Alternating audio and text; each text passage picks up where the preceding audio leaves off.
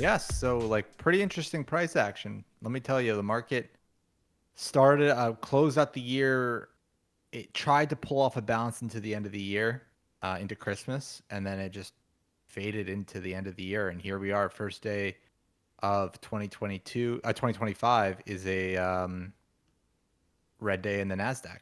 Yeah, I think stagflation fears are coming to fruition.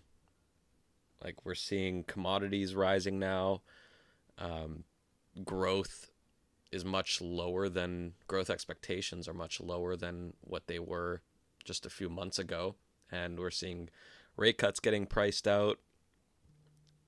What do you think about that? Do you think we are headed towards another long period of stagflation like we saw in a couple of years ago? I don't know if it's going to be that long, and I don't think the risk right now is so much. Well, you got two things in stagflation, right? So stagflation is a risk-off regime. Real stagflation, strong stagflation, I should say, is really something that's like not favorable for risk assets. But then, like both deflation and stagflation, you have that window of a slowdown regime. I think we have to be focused on slowdowns right now, not recessions. I think that's where a lot of the alpha is going to come in when everybody is wondering, because the way people inherently operate in the market is either we're expanding or we're contracting, right? So if the market's not going up and it's going sideways, like emotions start getting riled up because either we're going to break out or break down type of thing. And there's a good possibility that if we stick a slowdown in the midst right here and we lock that in, that we'd have more chop in risk assets and more of an outperformance in defensives. Yeah. And so defensives, the one that we've been eyeing right now is XLU, utilities. And this Yeah. is looking like a good buy. Obviously, we're going to wait for the system to trigger, but if we do get a slowdown, this is what we'll be buying. And we're Yeah, right I at mean, Momo. It's been holding up uh, during this carnage that we're seeing in the NASDAQ and the SPY. XLU has been holding up pretty good. yeah, I mean, compare it to bonds, right? Like, look at bonds, just nasty. Yeah. Well, that's another thing that's pointing towards stagflation. Bonds do not like stagflation. It's pricing out of rate cuts. Inflation is a worry for the Fed. They're going to remain tight, and that's not favorable for bonds at all. It really depends on that tightness. Is that going to lead towards a growth slowdown, which is going to bleed into equities as well? Yeah, I know that's probably the biggest worry at the moment, and that being that, like, we know the Fed's restrictive, right? And the problem that we're faced with is, I think the Fed knows that they're restrictive too, and they basically just sucked all the forward guidance or dovishness from the forward guidance out of the market at the last FMC. And now we're at a predicament where we're looking at 1 to 2 rate cuts this in 2025, and that's over 8 meetings. Yeah, which is So pretty absurd. Like holding yeah, rates at I these levels. And I think everyone's seeing the growth slowdown starting right now. Like our system is picking up on it. It's been picking up on it for a while now. And there's just so many other metrics that people are looking at. It's telling us that the Fed is overly restrictive and growth is being affected.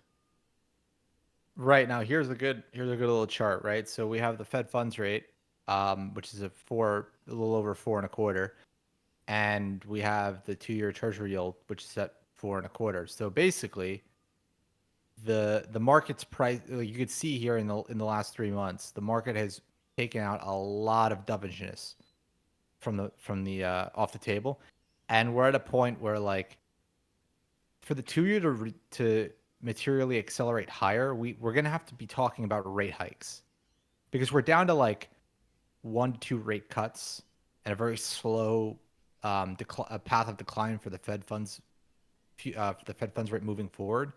That if that implied pricing holds, the 2 years should just chop sideways. But like, let's just say, for example, the Fed does an extra cut the 2 year will fall because the rate market, the 2 year has more, in my opinion, unless the Fed's going to be going to hiking interest rates again, the 2 year has more downside from here than upside. And I think that you're seeing that, in the bonds too. The reason bonds aren't really taking out, even on a, they're having trouble taking out like the 2024 lows, and they're just lingering here, is the idea that we're at a position now where we've priced in peak hawkishness, and I'm outside of rate hikes, which would be ultra peak. I don't know how much more hawkish the Feds can get here.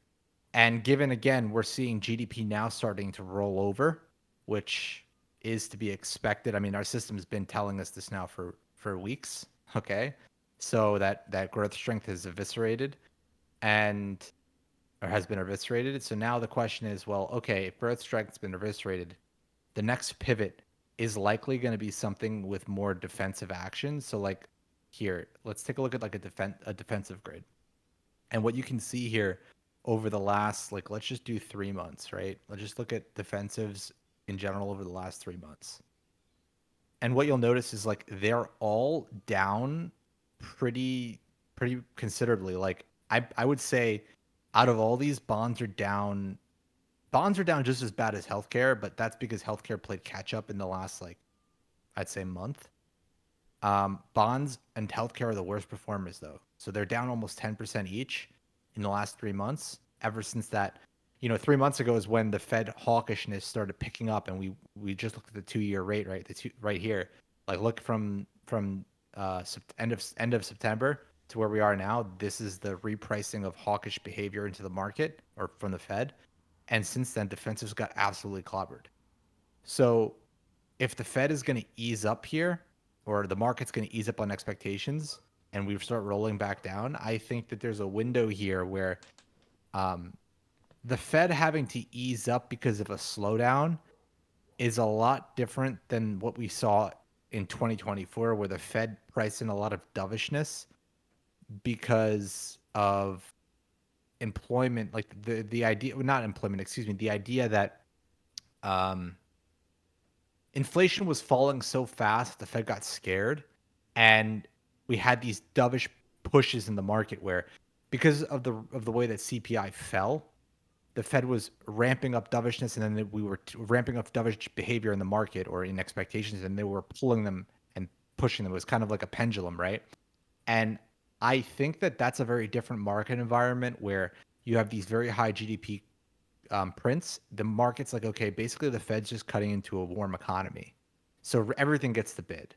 But when you have a situation where the Fed is like bringing back dovish behavior because growth is actually contracting, right? Growth is actually like falling or rolling over. I think that opens up the door more to a defensive environment because, again, even with GDP at 2%, it's higher than that. GDP now is higher than that, but even if it gets to 2%, we're not talking recessionary levels.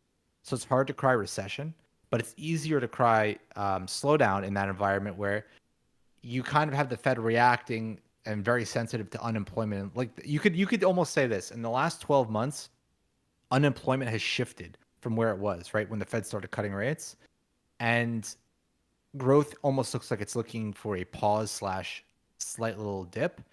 And this environment's a lot different than what we saw in 24. In 25, I think the theme is going to be, is the Fed going to be on time with their acts of dovishness, or are they going to really just push the fold here and create more of an issue in markets than there really has to be? Yeah. And I think we're one bad unemployment print away from all this hawkishness getting priced out. Everything we saw I mean, recently in the rate cut market and in bonds over the last 3 months is going to reverse with one bad unemployment number, because that's just going to show that, okay, the market is really slowing, the economy is slowing, and the Fed is being hawkish now. They're being overly hawkish, and it's just going to emphasize that. I think the only issue we have here is going to be commodities, in my opinion. Given what we're seeing, like the fact that the GSG just went bullish trend for the first time since the summer of 24, so the last summer. So if this bullish trend remotely holds, we're in stagflation. This is not implying runaway inflation. All it's doing is implying a more of a headwind for the Fed. So we have to also be careful here where we jump to this, if unemployment's bad, but commodities, if you have a new cycle high on the unemployment print, but commodities are bullish trend and rising, I think the Fed is going to be in a position where they almost have to evaluate the importance of inflation rising with unemployment rising. And that's going to be an interesting dynamic. But ultimately, the Fed's going to always side with unemployment, right? Because the Fed's mandates are price stability and unemployment. And unemployment continuing to rise with inflation. Overall, even commodities rising, it's not that big of a deal when you look at it on like a rate of change basis. Like even if inflation gets back up to 2.9%, right? We're still below the 2018 peak here Yeah, they would on rather CPI. save the job market than dealing with inflation that's still roughly within target. Right. Yeah. I mean, like we're not at target for per se. Like we're still like we're 75 basis points over, and that's still being over. But if you look at the environment in 2016, like we gyrated above and below the 2% target quite a bit. So I think that, if we have a little bit of a rise here, but it coincides with like a continuing degradation in the labor market, that's going to be the obvious top card on the deck there, labor over inflation at this point. I think you'd have to see CPI push a sustained move over like just a ballpark of like 3%. Use a whole number. I think that's like a good gauge there. If we can get above the 2018 peak and hold on CPI, I think that's going to really stir up some Fed some Fed fears. I mean, we're already pretty much at peak hawkishness. For them to like really ignore the labor market, I think number one, we'd have to be well above 3%. I think at these levels, any real move in the labor market, the Fed is acting. It's not, the inflation is irrelevant right now. Yeah, I do think that any move above that, we'll start seeing rate hikes getting priced in. I think if inflation starts rising above three, well, it depends on how bad unemployment is, right? So like if inflation goes up to 3%, but we're seeing like the unemployment rate maybe 4.4, 4.3, 4.4, 4.5, and inflation's at 3%. I don't think the Fed's gonna, we're looking at massive cuts here, right? Like I in terms of the of labor, I think like in terms of labor cuts, we're going to need to see us really like, excuse me, in terms of rate cuts due to the labor market, any cycle, any new cycle high is going to put the Fed more and more on edge. And as long as inflation is not really substantially above where we are right now, the objective there for the Fed is going to be to continue the easing cycle. Maybe it's, a cut every other meeting or something like that. I Yeah, think that if you see inflation run to like 3.5, then the first thing the Fed is going to do here is not hike interest rates. I think the first act is the pause act, right? Like if we look at the Fed, I think the first act is the pause act, especially given, how volatile things have been. And maybe they hold for a meeting or two. yeah, and depending how bad inflation is getting, if we are really seeing a bounce, it'll be a very hawkish pause. Right, exactly. And I think like the rate hikes in this scenario where we are is more of the last case, the last card on the deck, the last draw, whatever, however you want to phrase it. Whereas like 2 years ago, the cuts were like, or a year ago, a little over a year ago, the cuts were not really the first thought. It was more of like, is the Fed just going to pause rates? Right? Throughout the hiking cycle, everyone was wondering where the top was. I think like in this situation where we are right now, don't think about rate hikes. Worry about where the pause is going to be. And I think ultimately the Fed ends up a lot lower than where we are right now. but that might mean we have to pause in between and then continue the cutting cycle later.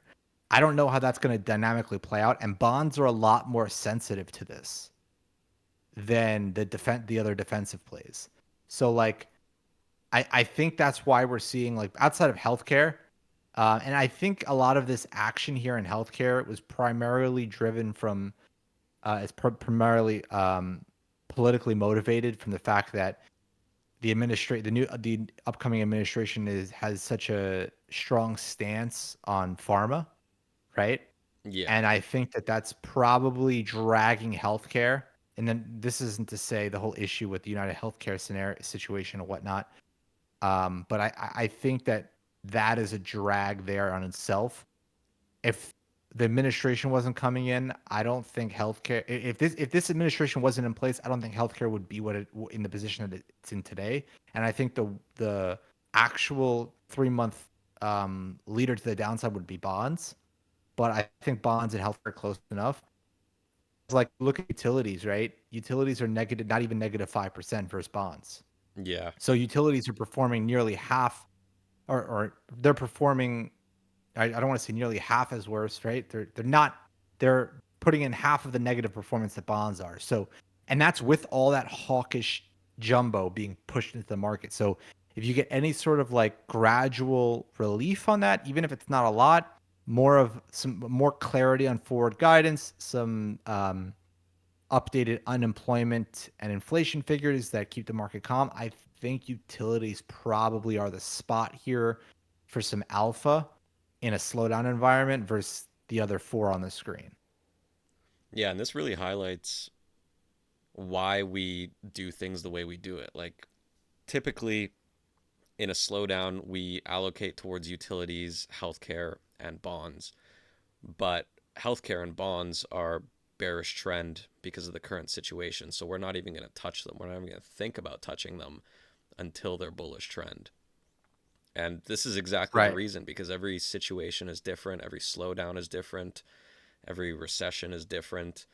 And there are factors, like you said, with the new administration affecting healthcare. You can't have a system that foresees those kind of things. So we just have a bearish trend filter. It's not doing good. There's a certain circumstance that's affecting it. We're just going to focus on utilities instead, since those aren't being affected by these other headwinds. Correct. And I think that's pretty much like a good summary on the process. It really comes down to just executing. And for members that have been with us for a while, they know that RQF, which is our radar quant fund model, which incorporates our systematic strategy into one portfolio.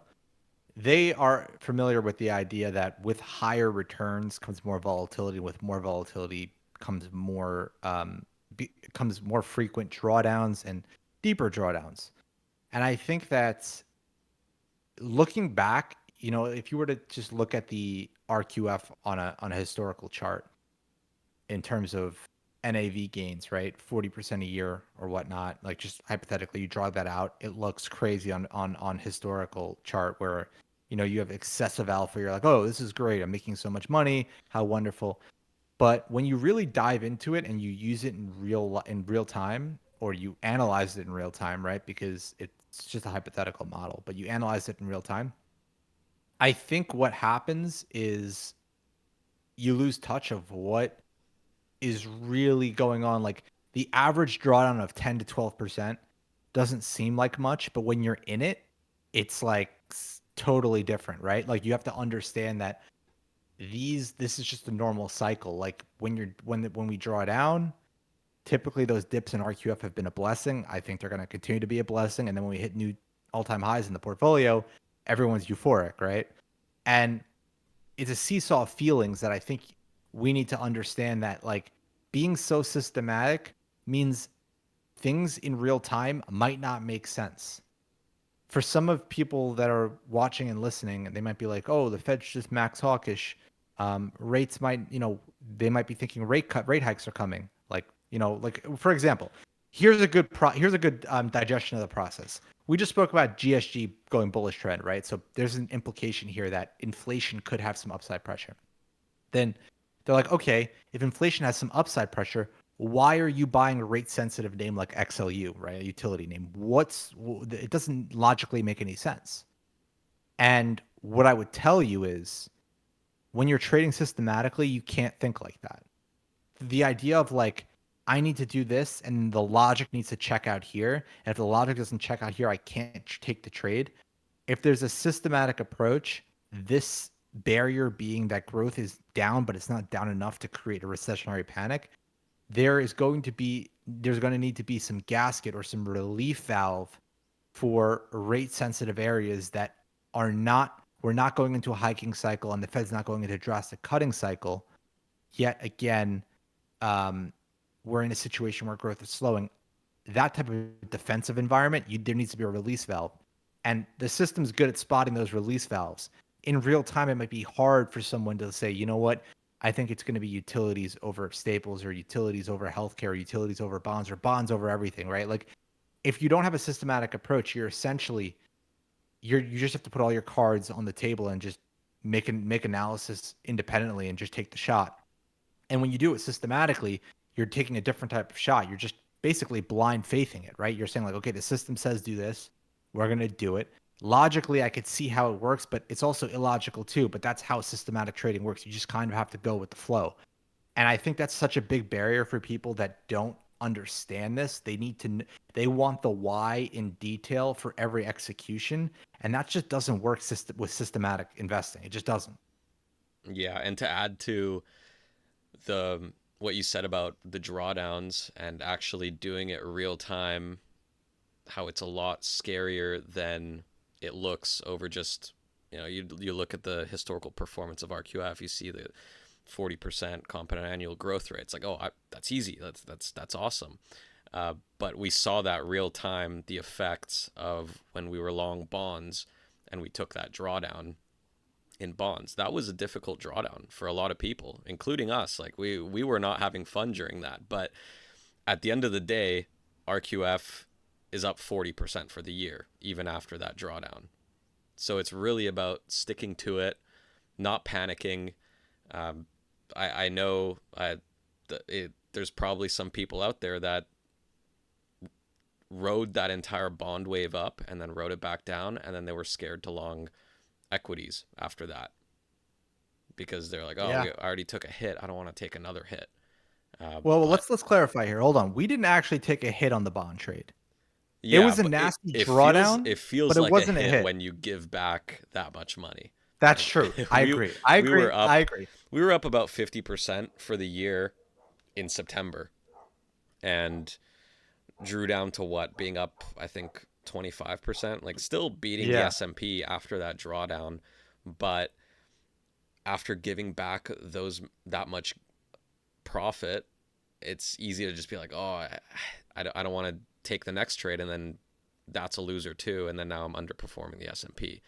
And that's the kind of mentality that you can't have when trading systematic. You just need to just follow it, and that's Quite exactly what we honestly, did. And we rode the Nasdaq up, and we're up 40% for the year. quite honestly, I think like when you're taking the systematic approach, you there you have to disable the money signs on your brokerage account. Yeah, You literally, can't like just need to look at there's no way. percentages. There's no like like it's just a it was tough for you're 100% right. This was tough for us. Like especially like looking at the dollar amounts was wicked, right? Oh yeah. But like I mean, for someone that doesn't understand the process and or doesn't more so doesn't understand that it's not the noise in between is irrelevant and the ending point is what matters, which is something we've been saying for years now on X. But for some people who don't understand this, what ends up happening is they overthink the process and they actually think themselves out of it. And I think that's such a big factor here because like I remember when we first dropped RQF, and this was back like this was it was before it was even called RQF. And the biggest questions we had, or the biggest complaints we had, were the drawdowns are too big. 35 or whatever it was, 40% max drawdown, too big. You, average drawdowns, too big. But like, at the same time, if you play big games to win big prizes. So like you're paying for that volatility for sure, but you're getting rewarded with outsized returns, at least historically, right? So yeah, you're gonna have to eat vol. You're gonna have to eat it. But like if you the idea here is like unlike the S&P, right? Well, RQF aggressively outperforms the S&P. It has at least. Um, you're getting rewarded for that volatility in excess where you're not, you could take a 50% draw on an SP. You could take a 30% draw on an SPY 2 years ago, right? 2022. Yeah, It but happens, you're not rewarded right? with those outsized returns that RQF provides. Right. And like the volatility in between is annoying. I'll tell you, like the average drawdown of 10%, meaning on the average time the RQF pulls back is like negative 10%. It's, for every $1,000,000 is 100 grand. It's annoying. Yeah. But like at the same time, the outsized returns to the upside make that annoyance worth the price, right? So that's our opinion. Now, some people might, obviously this is not investment advice. Everyone has to take it into their own situation. Some people can't afford that volatility because of their age or circumstances or whatever that may be. But for us, we can, and we embrace it because we look for the upsides. And I think that's like the biggest takeaway from a systematic approach is like take a step back, like almost like distance yourself from the daily noise and try and look on where the path is going, not where you are at the moment, because that'll just destroy you. Yeah, 100%. But I sympathize with our followers. Like at the end of the day, we are just two random schmucks. Like you guys don't know us. You don't know how the system computes everything. We do. We know the internals of the system, and that builds trust. Like I trust the system with my entire net worth. Like that's what we both do. Yeah. But you guys don't know the internals, so I do sympathize with that. You kind of just have to take our word for it, and that's why we track everything live. And we're hoping that years down the line, when everyone can see our track record, our proven track record over the years, that builds trust and gives confidence in the system. And that's really all we can do. But for now, it's all about just trusting the system, ignoring emotions, ignoring the dollar sign, looking at percentages only. That's my best advice. I think like yeah, the best add-on to that to finish this up is like whatever is showing up in the quant deck as the signal for the next day. For those that might not know, the quant deck is our daily report that includes all of our systematic signals, and it updates every night, and we take action into the close on the following trading day. Whatever it shows in there, if it's buy this or if it's to buy T flow, buy TMF, buy TQQQ, buy Bitcoin, whatever it is, and if wherever the price is, I'm full porting it the next day. I'm following the rules with my entire account the next day. It doesn't matter if Bitcoin, you know, if Bitcoin's at 110 or a million. It doesn't matter. Whatever, if it says buy Bitcoin at a million, Bitcoin God candles to a million, I'm gonna buy Bitcoin. Yeah. Whatever it says. Could like, you pull up our yearly performance for the year? Let's do a quick recap. yeah. Let me see. Let's see if we can go on to X here. So there it is. Pretty good year. Yeah. We had a lot of doubters this year. I still remember a comment from like at the start of the year, kind of saying like hoping this blows up in your guys' face or something along those lines, just because of the leverage that we use. And Yeah. there That it was is. that was End of the year, 12 months. Finished the year with 14% alpha, beating the S&P by 14%. Pretty good. now. I'm actually pissed at these returns. I know they're Oh, I good, know. Yeah, but like but I'm pissed. if we had that slowdown update at the start of the year, RQF is up what? With that slowdown update, which means we long utilities and healthcare during slowdowns, We we'd be we up we have what? a 90 100% year. No, 100%. no, 100 100% for percent the year. year. Yeah. Yeah, which yeah, that's a bit annoying, but whatever. We got next year So and every year after so that. here so here's a little chart. So what Artie's referring to is our update.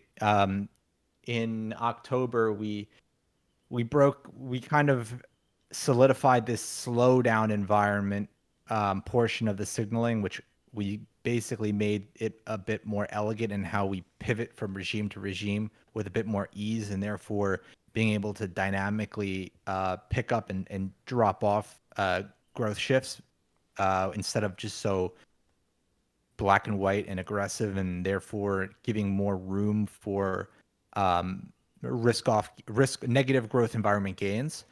And by doing that, we substantially boosted the returns, going back to 1990 on the bonds and equity model, and then adding Bitcoin to it was again insane. And we can see here that I think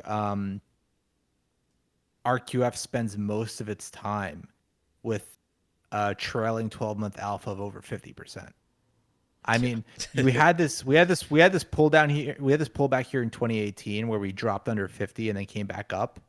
That was brief, and then we had the 2022 like slowdown. That was aggressive, but like we were in cash most of this period, so like the alpha dropped. The alpha picked up, but then it dropped when the market started like bottoming out, and then we started getting back in and picked it back up into 24. But for the most part, I mean, it's not abnormal to see RQF put in like 150% alpha environments where we're beating the market over the last 12 months um by 150 percentage points.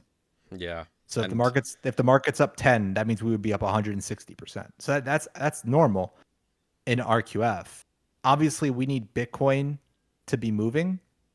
Uh, that does help, and Bitcoin was a big mover here, but it's not the only requirement. Like, for example, in 2019, we had excessive alpha in 2019, but we Bitcoin was lackluster that year. So it's more of a culmination of all the things in the system and all the things in the strategies coming together into a nice puzzle.